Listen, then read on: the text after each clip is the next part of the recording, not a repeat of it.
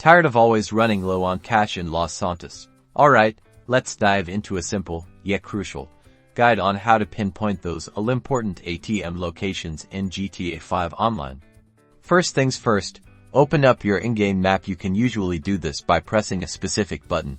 Now, you'll want to familiarize yourself with the map icons. Look for icons that resemble a small bank symbol or possibly a safe. These generally indicate the locations of banks, which often house ATMs. Zoom in on the map to get a clearer picture.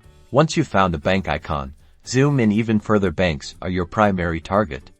The ATM isn't usually inside the bank itself, but rather outside on the sidewalk or near the entrance. Convenience stores are also good ATM spots. Keep an eye out for the small safe icons near these locations. Convenience stores are generally found on main roads in the city. Using the in-game map, you can locate most of the key locations that will allow you to find ATM machines. Remember, knowing where to find ATMs in GTA 5 Online could be the difference between staying afloat and being broke. Happy heisting!